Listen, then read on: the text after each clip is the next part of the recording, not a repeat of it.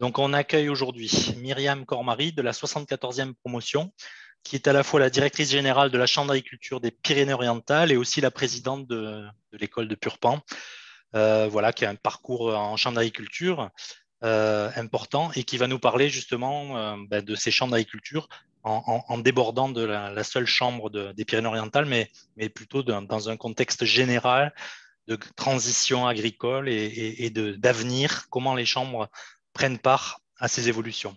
Voilà, je passe la parole à Myriam et je vous dis à plus tard, à tout à l'heure.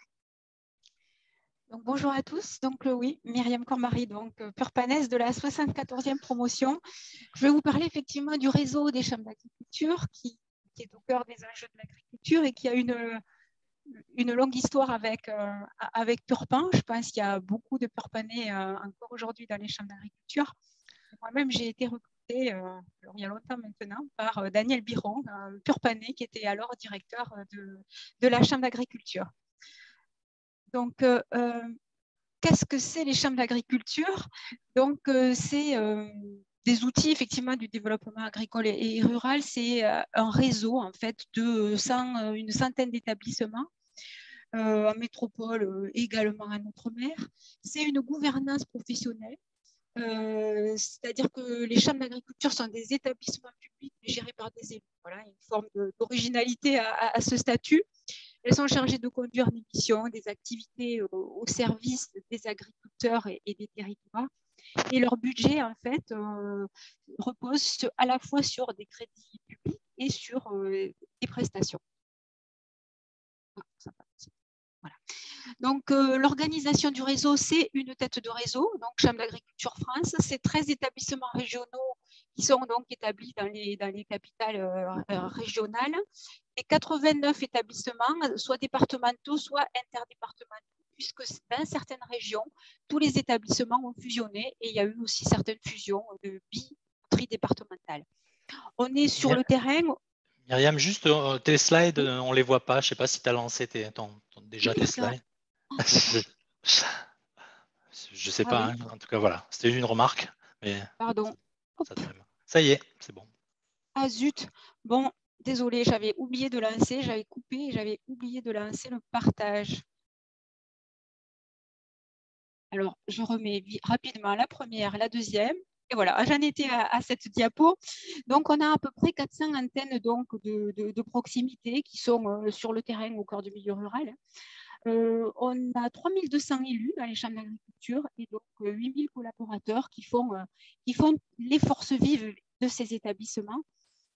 C'est des établissements qui ont beaucoup de partenariats aux différents échelons, que ce soit donc l'État, les régions, les différentes administrations régionales, les intercommunalités, les communes, tous les partenaires de l'agriculture, la coopération, bien évidemment, tous les organismes de conseil, donc qui donnent à nos métiers beaucoup de contacts et beaucoup d'ouverture dans les chambres d'agriculture. Alors, les chambres d'agriculture, elles ont un double rôle, en fait, à la fois un rôle consulaire, de consultation, et une mission aussi d'intervention. Le rôle consulaire, c'est d'être porte-parole des intérêts du monde agricole et rural. On a une représentativité par nos élus, j'y reviendrai, par nos experts, et donc on est consulté aux différents échelons du réseau, du national, le régional, le départemental et le local, pour donner des avis sur les différentes politiques publiques, des avis sur tous les documents de planification spatiale, par exemple, les SCOT, les PLU, etc., les permis de construire parfois, tous les grands ouvrages, toutes les commissions départementales qui traitent donc de différents sujets qui vont du développement agricole à l'urbanisme, comme je disais, aux différentes à la faune sauvage, enfin, tout un panel où la Chambre d'agriculture représente et formule les avis pour le monde agricole. Ensuite, on a une mission d'intervention qui a le même, finalement, est double. Il y a deux types de missions, en fait, soit des missions de service public, soit des missions d'intérêt général ou purement privées. Les missions de service public, c'est la gestion de l'identification animale dans le cadre des EDE. C'est la gestion des dossiers de création de cessation d'activité, puisque donc, on anime les CFE donc, agricoles. Et c'est également l'ensemble des actions liées à tout le service public autour donc, de l'installation en agriculture. Et cette mission est venue dans les champs d'agriculture depuis l'intégration des ADASEA. Voilà, donc des missions service public pur. Et ensuite, des missions d'intérêt général ou des missions purement privées. Par exemple, le conseil aux agriculteurs, aux coopératives, est un conseil privé et facturé. En revanche, on a des missions comme l'expérimentation où on mêle des crédits publics et des crédits privés. Bon, par exemple, nous, dans les Pyrénées-Orientales, pour citer notre exemple, en viticulture, on fait de l'expérimentation, principalement sur les cépages résistants aux maladies cryptogamiques, les cépages résistants à la sécheresse. Et on est financé par des crédits publics pour faire ces activités qui sont d'intérêt général. En fruits et légumes, on fait de l'expérimentation principalement sur tout ce qui concerne la réduction des phytosanitaires, l'alternative aux phytosanitaires, également de l'expérimentation variétale pour établir des calendriers variétaux qui sont diffusés aux agriculteurs. Et pour ce genre d'activité, on mêle des crédits publics, PDR, de la région, des départements, et également du financement privé par le biais des associations d'OP, et là en l'occurrence de l'AOP Pêche et Nectarine. Voilà un petit peu pour globalement expliquer les grandes missions ou les grands types de missions des chambres d'agriculture. Le budget global national consolidé est autour de 750 millions d'euros. Et on a donc comme principale source de financement la taxe additionnelle à la taxe sur le foncier non bâti, qui est payée donc par les propriétaires fonciers, des prestations facturées, en moyenne presque 30%, et ensuite des contrats et des conventions dans le cadre de donc, divers dossiers de financement public. Voilà. Notre gouvernance, je disais qu'elle est originale puisqu'on a un statut d'établissement public, mais on a une gouvernance professionnelle. On a dans les chambres d'agriculture globalement 3200 élus et donc 2,5 millions d'électeurs. On a aujourd'hui 33 élus par département et répartis en différents collèges. Donc, le collège des agriculteurs, majoritairement, on a 18 agriculteurs élus du département dans chaque établissement. Et ensuite, on a des représentants des propriétaires qui mettent donc à bail leur terre, un collège des salariés de la production agricole, un collège des salariés des groupements, un collège des anciens exploitants, un collège donc des coopératives de production, c'est-à-dire les CUMA, un collège qui réunit les autres coopératives, une représentation des caisses de crédit agricole, une représentation également des caisses de MSA et Groupama, et une représentation des organisations syndicales. Voilà, tout cela nous donne 33 élus.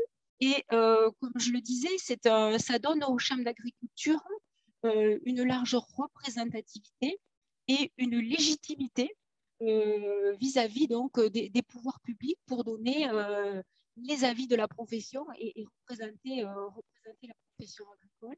Quand on a la chambre d'agriculture autour de la table, ce n'est pas une association lambda, c'est une représentativité d'un panel d'acteurs professionnels de l'agriculture. Je crois que c'est important à rappeler. Alors, ce schéma, pas du tout pour refaire l'histoire, mais pour dire que les chambres d'agriculture ont été, depuis leur création, donc dans les années 20, au cœur de la définition et de l'application des politiques publiques agricoles. Alors, il y a eu la suspension des chambres d'agriculture pendant la guerre par le gouvernement de Vichy, puis leur remise en service, et puis il y a eu la grande aventure du développement agricole, au cours duquel les chambres d'agriculture ont accompagné les lois de modernisation des années 60 et donc accompagné les agriculteurs vers la modernisation, la productivité, l'amélioration des coûts de production, de la rentabilité des exploitations au travers des GDA, des groupes de développement agricole, des GVA, et qui ont permis donc à l'agriculture de s'adapter. Mais les politiques publiques ont petit à petit évolué vers plus de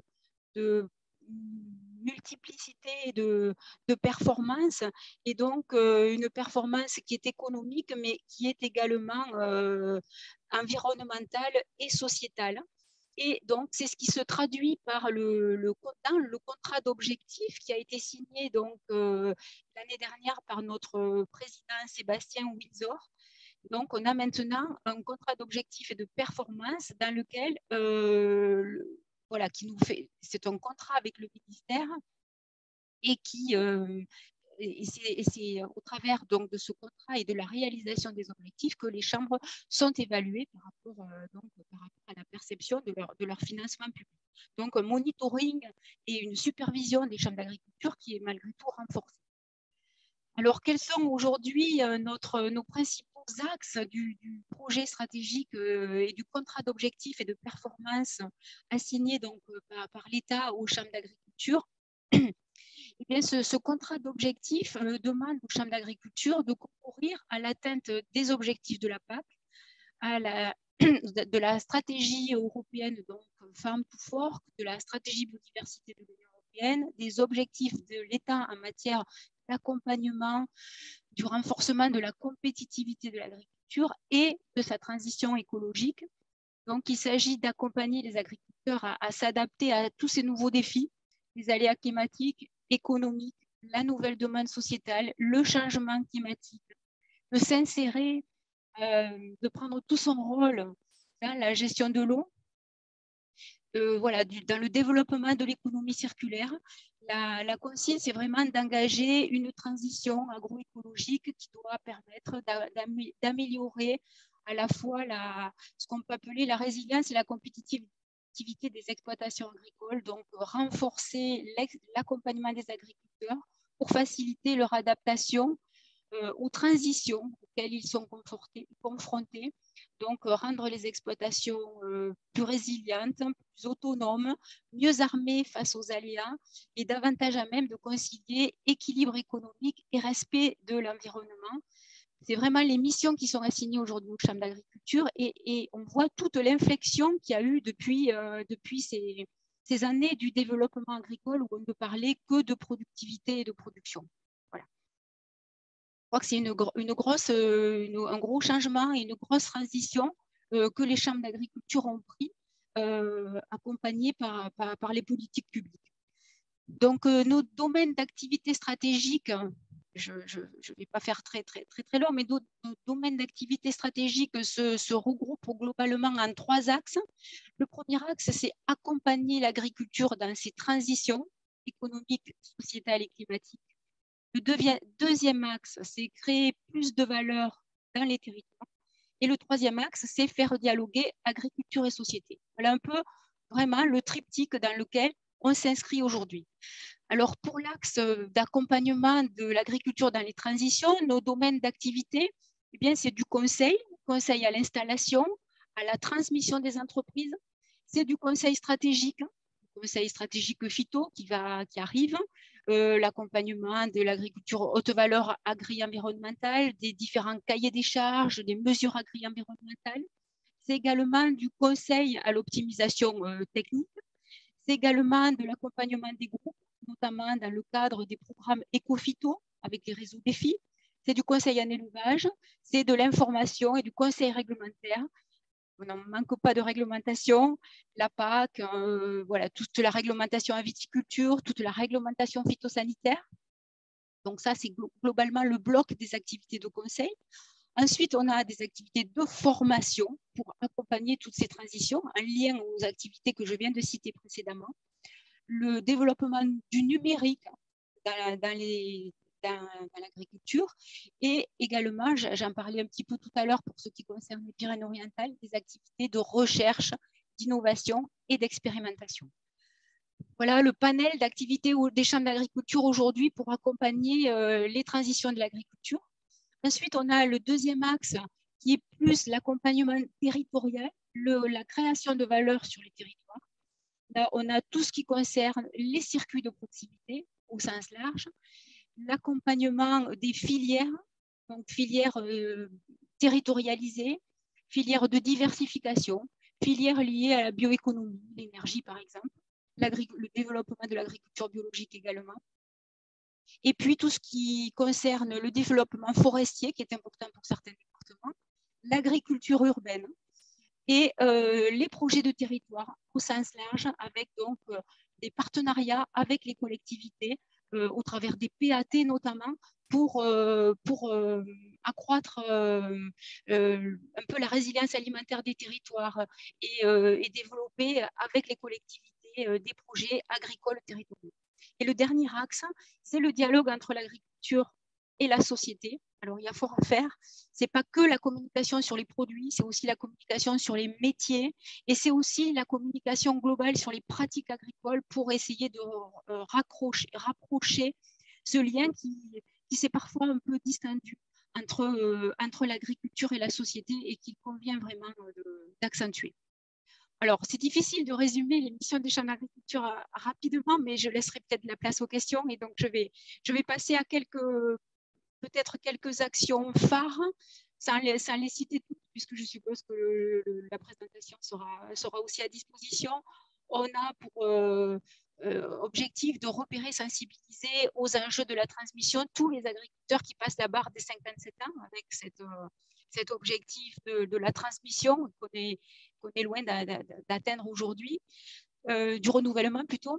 Assurer donc tous les conseils stratégiques, donc 85 000 conseils stratégiques, voilà notre objectif, mettre en place et activer des groupes d'agriculteurs, accompagner l'agriculteur, 25% des agriculteurs dans leur déclaration PAC, accompagner l'émergence de 1000 nouveaux projets de filières, accompagner 40 000 agriculteurs dans leur démarche d'agriculture biologique, 12 000 agriculteurs dans leur démarche de proximité. Voilà, on a essayé de chiffrer, de quantifier les objectifs qu'on se le donnait sur les différentes activités que je citais tout à l'heure. Et donc, on fait chaque année maintenant donc, un compte-rendu chiffré de nos actions. Donc, l'année dernière, on a sensibilisé 14 000 agriculteurs à la transmission d'entreprise. On a formé et fait plus de 77 000 déclarations PAC. On a eu 65 000 agriculteurs dans nos formations. On a fait plus de 12 000 conseils stratégiques, 28 000 conseils en élevage. On a accompagné 46 000 agriculteurs dans l'agriculture biologique. On a accompagné près de 1200 projets de territoire. On a piloté 232 projets alimentaires territoriaux, en partenariat souvent avec les collectivités, et formé aussi donc, près de 1500 agriculteurs à la communication positive, hein, pour améliorer donc, le dialogue avec les citoyens. Alors, un panel de métiers diversifiés se trouve dans les chambres d'agriculture. On a les métiers du conseil, les métiers de l'animation, de l'expérimentation, de la formation, tous les métiers aussi des études, notamment sur les études de territoire. Donc, on a des experts, on a des conseillers techniques, on a des conseillers d'entreprise, des ingénieurs de formation, des animateurs de développement, des développeurs de projets, des responsables d'études. Donc, j'ai tendance à dire, je dis souvent qu'on a une très forte concentration de cervelle au mètre carré dans les chambres d'agriculture. Et donc, on apporte des solutions fiables, des expertises précises, agiles, bienveillantes et sur mesure à nos agriculteurs. Voilà. Donc, le conseil est effectivement notre premier métier. Il est certifié. Le conseil est certifié dans les chambres d'agriculture. On développe pas mal de marques dans nos activités de conseil, mais également dans nos circuits de proximité, dans ce qui est numérique avec mes parcelles, dans l'agriculture biologique et dans tout ce qui est innovation.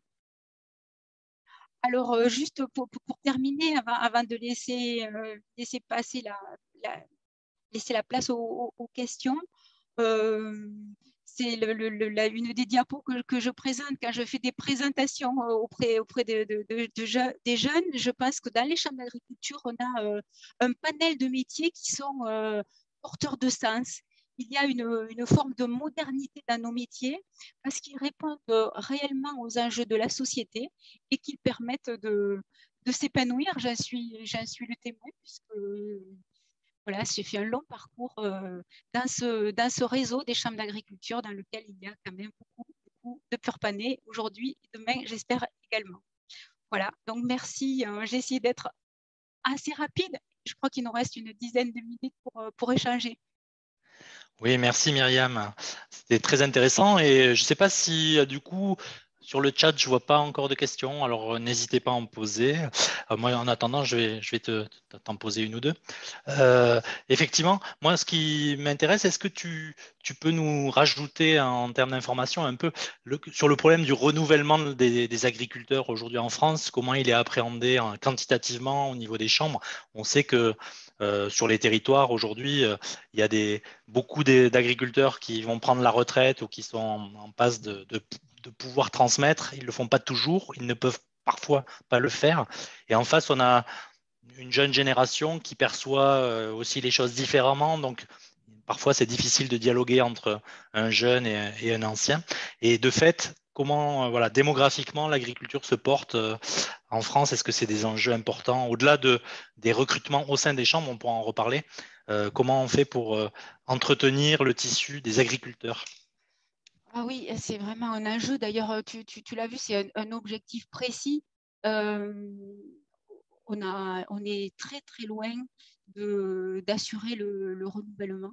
On a en plus au niveau de la pyramide des âges, on a un fort pourcentage d'exploitation agricole au-delà de 40 ans. Et donc, le repérage des agriculteurs cédants et la sensibilisation à la transmission, c'est vraiment un objectif. Alors, on fait beaucoup d'opérations, mais malgré tout, en tout cas, je parle surtout pour les départements que je connais, mais nous, par exemple, dans les départements forte production végétale, mais en production animale, c'est pareil. Beaucoup d'exploitations sont difficilement transmissibles hors du cadre familial. Parce que c'est un peu de l'industrie lourde malgré tout. Et donc, s'il n'y a pas la transmission dans le cadre familial, c'est parfois difficile de transmettre. Il y a aussi les problématiques de logement qui sont parfois liées à l'exploitation et de fait, si l'agriculteur cède, il a des difficultés pour céder l'exploitation dans la mesure où il habite sur place. Donc, c'est vraiment un enjeu majeur et on n'arrive pas aujourd'hui, bien évidemment, à renouveler toutes les exploitations agricoles, même s'il y a encore les phénomènes d'agrandissement. On voit que le nombre d'agriculteurs continue largement à décliner. On essaie de recruter des agriculteurs hors du milieu agricole avec des actions de communication, des stages qui sont organisés dans les exploitations agricoles par rapport à la sensibilisation, etc. De réfléchir à des modèles de transmission innovants avec du portage avec les collectivités, par exemple. Donc, beaucoup d'actions, mais tout à faire. En tout cas, c'est un sujet. On y travaille aussi pas mal avec les collectivités qui font parfois des bergeries communales, etc., qui permettent d'installer et de créer ex nihilo de nouvelles exploitations. Mhm. Il y a toute la question de la rémunération aussi de ces métiers, qui est malheureusement souvent trop faible. Euh, Et de justement, la donc, pénibilité aussi, pas ouais. même la pénibilité, la vivabilité. On se rend compte que l'attrait des métiers, par exemple, chez nous, le maraîchage, un circuit court, le maraîchage bio, un circuit court, c'est ce genre de projet dans lesquels il y a pas mal d'engouement. Mais avec notre observatoire de l'installation, on se rend compte qu'au final, de quelques années, ces projets, ils ne sont pas toujours vivables au sens du temps passé, du temps à passer, parce qu'on fait Oui. la production, on fait la vente, etc. etc. D'où Donc, l'importance de l'organisation collective dans ces métiers aussi, c'est quoi. ça. Et donc, la rémunération voilà, et la qualité de vie, c'est pas toujours évident. Alors, elle est d'une certaine manière, mais parfois, c'est difficile. Super, en tout cas, merci. Du coup, j'en reviens à l'idée pour les jeunes purpanais qui peuvent nous écouter, donc les chambres d'agriculture pourvoient et offrent des perspectives, je dirais, de métiers variés, mais aussi peut-être déjà, c'est l'occasion de rentrer en tant que stagiaire quand on est purpanais. Oui, on pourvoit beaucoup de stages dans les chambres d'agriculture, beaucoup de stages de fin d'études. Et voilà, il y a pas mal de jobs. Il y a une bonne ambiance, en tout cas, dans la mienne, il y a une super ambiance, un bon esprit collectif. Et voilà, on recrute pas mal de jeunes. Et notre seule difficulté, parce que c'est un peu lié à notre statut d'établissement public, c'est qu'on n'a peut-être pas parfois les salaires à la hauteur des espérances des des jeunes, mais on y trouve de la qualité de vie et on y trouve beaucoup de sens dans nos actions auprès des agriculteurs. Alors, j'ai des questions qui arrivent, hein, Myriam. Donc, la première, c'est est-ce que dans un certain cadre, on pourrait imaginer qu'une partie du métier de l'agriculture soit rémunérée par de l'argent public, par l'État ou par rapport à… Est-ce que ça pourrait devenir un modèle ou pour certaines fonctions qu'assument les agriculteurs, comment les chambres perçoivent cette question? Il y en a une autre derrière. Alors, c'est déjà un petit peu le cas. Aujourd'hui, on a les mesures agri-environnementales qui sont des crédits publics qui rémunèrent des pratiques vertueuses. Donc, il y a tout ce sujet. Et ensuite, il y a aussi une thématique qui vient et qui se développe sur tout ce qui est paiement pour services environnementaux et les crédits carbone, etc. Donc, oui, c'est c'est en train de se développer et ça permet de rémunérer finalement les services que rend l'agriculture à l'environnement parce qu'elle en rend beaucoup plus que certains ne le croient. Ok. Alors après, j'ai une question un peu interne, j'ai l'impression, j'essaye de l'interpréter, comment faire progresser au sein des champs d'agriculture le management, la gestion des ressources humaines et la promotion, enfin, l'évolution des carrières, etc. Est-ce que là-dessus, les choses Alors, évoluent au sein des chambres? il y a une évolution qui me paraît va intervenir et sera intéressante, c'est la mobilité inter-chambre d'agriculture. C'est vrai qu'on est des petits établissements, enfin petits pour certains. Hein, donc, Par exemple, dans les PO, vous êtes combien nous, dans on les… est à peu près 65 collaborateurs. Donc, D'accord. effectivement, moi, c'est un assez petit établissement, mais on dépasse rarement le double, hein, sauf dans les régions fusionnées. Mais donc, le fait de pouvoir muter d'établissement en établissement, de favoriser la mobilité interétablissement, quelque chose qu'on va introduire dans la révision de nos accords collectifs et qui peut amener voilà, une forme de mobilité vers de nouveaux métiers, nouvelles responsabilités au sein des régions ou au sein ou à l'intérieur, complètement à l'intérieur du réseau. D'accord. J'ai une dernière question parce que le temps court.